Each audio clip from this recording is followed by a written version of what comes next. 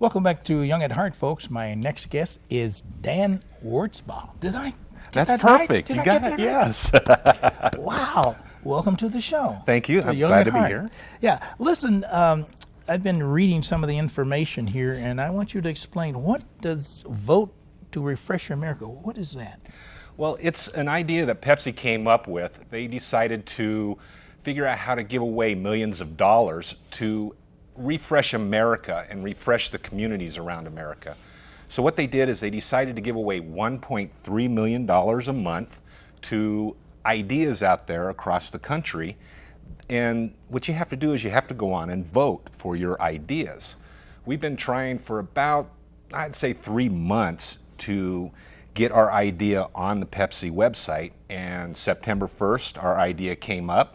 And what it is we're planning on building a permanent facility here in Pahrump, which is an art center that consists of an amphitheater, an indoor theater, and also classrooms and a gallery.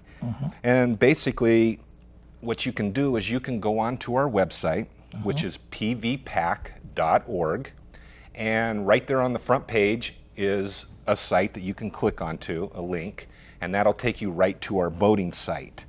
The idea is to get in the top 1 and 2 for the $250,000. Now they have a $5,000 giveaway, they have a $25,000 giveaway, and a $50,000 giveaway, and then the $250,000. So we actually got involved with the $250,000. You can vote every day, once a day, per email address. So if you have 2 or 3, 4 emails, you can go in and vote 2, 3, 4 times. So and you can also text message. If you dial 73774 and text the numbers 102625, that will be a text message vote. And what's cool about that is they actually give you a thank you for voting back on your phone, so everybody's excited about that. Right now we're working our way up. We started around 235 ranking. And as of Monday we were at 181. So you know, we're working our way up. All we're doing is asking people to go on, take a few minutes, and vote for our permanent art center. Now, this is going to involve kids. That's one of the reasons why you want this art center here, is because you are interested in helping kids. Is that right? That's correct. We do a lot of programs with kids. We have our summer art camp. We have art in schools. We have our Young People's Art Guild, which is actually members of the community, kids in the community that are president, vice president, secretary, and treasurer. They pay a monthly dues, and it's under $1. I think it's 25 or 50 cents a month for them, for their dues. They're learning the business aspect of running an arts council. They're learning how to use the money that they have and how to actually fundraise for them. They're thinking about doing a photo, you know, a art, what do you call it, art performance, and they're going to have to learn how to call, say, the Nugget to get the venues also. So they're going to do all the work to set this up. It's a lot of fun, and they're having a lot of fun. Yeah. What are some of the things that the kids have done already to promote this? What is just some of the things you think that's important? We do kids theater productions. We've done some in Christmas time. We did a production last December. This year has been kind of slow. We haven't been, doing any children's productions lately, but we're trying to get back into that. We're trying to build that up. We're asking for help from the community. If you're interested in directing the kids' plays, if you're interested in working, backstage, that kind of thing, give us a call at the office and we'll get back to you. Now this also is like you said, Pahrump Arts, and this is a building that you want to build. Can you kind of expound on that just a little bit about what you're trying to build here? Sure.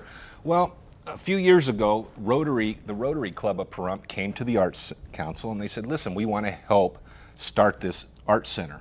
So we started a steering committee with a group of people that brought in all this information from around town. We talked to the artists, we talked to theater people, and to find out what the community wanted. And then the commissioners came to us and they said, hey, we have a piece of property over on the Calvada I on the east side, and we'll let you use that. And it's 3¼ acres. So what we did is we took that piece of property and designed, this is a conceptual drawing right now because we will have an architect by the name of JMA Architects. I don't know if that'll I don't show know up if you'll show up because, or not. Yeah, yeah. And JMA Architects of Las Vegas has agreed to do pro bono work for us. They really like the idea. We have over here is the amphitheater. We have an indoor theater. We have our gallery right up here. And classrooms down in this area. And the whole idea is to get the kids in Pahrump interested again in the arts. That's our main thing. The kids are the ones that we have to focus on. People don't realize that the cars we drive, the clothes we wear, everything that we have to do with buildings is art. And if we don't teach the kids the concept of art, we're not going to have, you know, there's not going to be colors in this world. So so this is what you're saying is why it's so important, you know, for the kids now, because like you said, the kids are our future. And I think that this would be a fantastic, you know, idea. Like you said, the kids will be doing every little thing as far as learning all these information, all these things that they need to know in regards to the art and how to put on the play and things like that. Right. We started last year. Rodney Camacho came up with the idea to have a summer arts camp.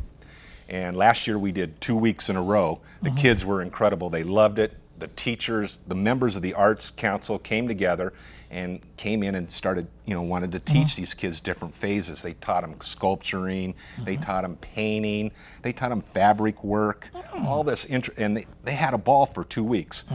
The staff, we were beat by the end of the 2 weeks, but the kids had a blast.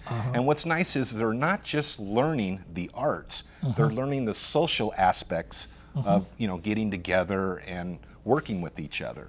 So this year we did a week in June, and we did another week in August, and we brought in some of the teens, and they actually taught classes, and they come up with some incredible ideas of how to teach these kids, and it was a blast. Yeah, because I noticed sometimes working with the juvenile probation system one time, and I asked the kids, and even in tutoring, I asked the kids, what is the biggest problem? And they says, well, the adults don't listen to us.